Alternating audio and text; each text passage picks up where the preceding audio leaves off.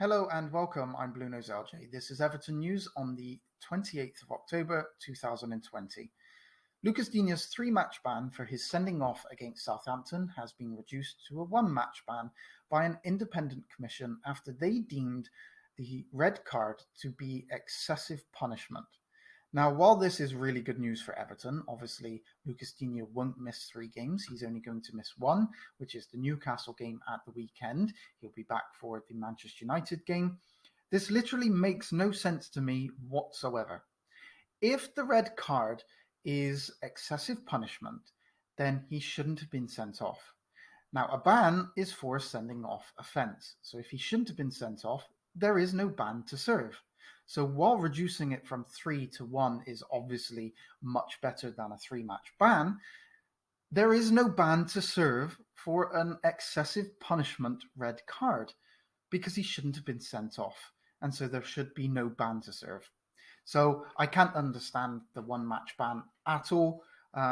It is what it is. It is better than a 3-match ban, but like I say, I can't work it out. It wasn't a sending off offence. It was a silly decision. It was a coming together. It was purely accidental. Yellow card maximum, and a yellow card does not warrant a 1-match ban. So I can't work out how they've managed to come to a 1-match ban, but yeah, at least it is 1 and not 3, and he will be back for the Manchester United game. And we have Nkunku, who is probably going to come in and cover for Lucas Digne at the Newcastle game. In further news, this is getting absolutely ridiculous now. Jordan Pickford has had to hire bodyguards or security guards to protect him and his family from Liverpool fans who have been making death threats to him following the Virgil van Dijk challenge. I'm not even sure that I want to get into this on my channel because this is absolutely pathetic. Threatening Jordan Pickford for the challenge that he made is one thing. To threaten his wife and his child, come on, what kind of people are these? I mean, it's purely threats. I'm 100% positive this is just idiots on social media who are just, sending threats that they have no intention of following. But obviously, Jordan Pickford has felt the need to protect his family, and fair play to him. His wife and child come before anything else. But it was a challenge. Virgil van Dijk has been put out of football for a few months, maybe a little bit longer. Who knows at this precise moment in time. It was a coming together. It was a rubbish challenge. I'm not going to go over that again, but death threats for a challenge on a football player. It is death threats to somebody's family. Come on, Liverpool fans out there. I doubt very much if they're even Liverpool fans. They've never been to a game.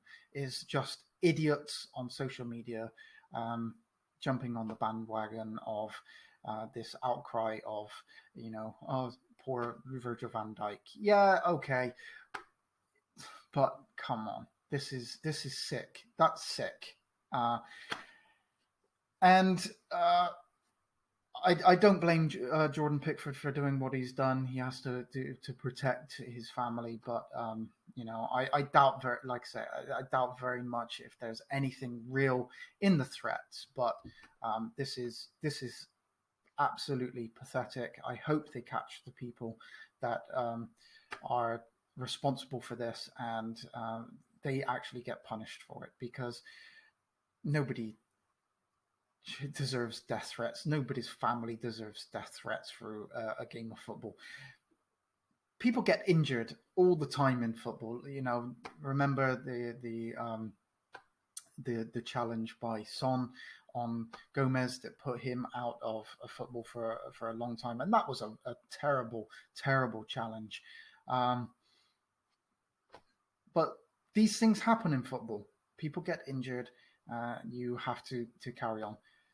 Don't go making death threats. It's absolutely ridiculous and it's sick. And that's as far as I'm going to go on it. In further news for Everton, Everton are again linked with a January move for Andreas Milik of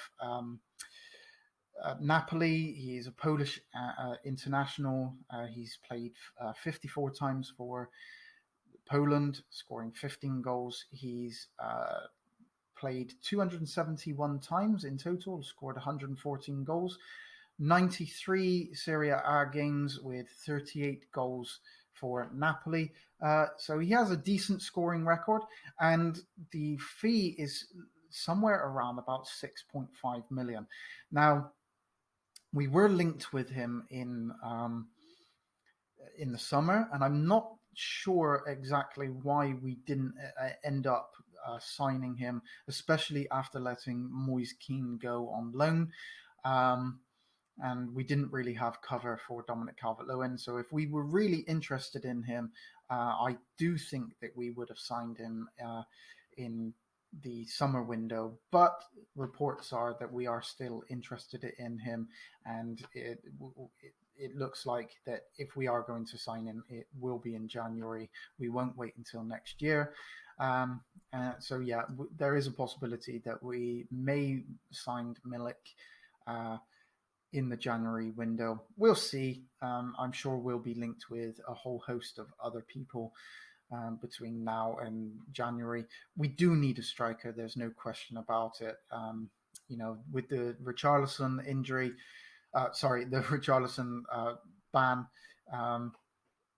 If we were to get an injury to Dominic Calvert-Lewin or Richarlison or Rodriguez, who didn't look totally fit in the defeat to Southampton, we do need somebody else to cover up there, and I don't think that we've got anybody. So we're going to be linked with a few strikers. Obviously, Milik from Napoli makes kind of sense. Who knows whether he can make it in the Premier League? He can play at like a number 10 role as well. So could be a possibility. We've also been linked with Glenn Kamara today from Rangers, a midfielder. Don't really know too much about him. He's a Finnish international, doesn't score very many goals. Started off at Arsenal, but he didn't play, went out on loan a few times, went to Dundee, played 54 games. I don't actually think that he scored for Dundee. Then went to Rangers and apparently is doing really well in the start of this season and has attracted a number of clubs, including obviously Everton. Again, whether there's anything in this remains to be seen, and we'll see in January. I don't think that we really need another midfielder, to be honest. I do think that we need a striker and possibly a right back.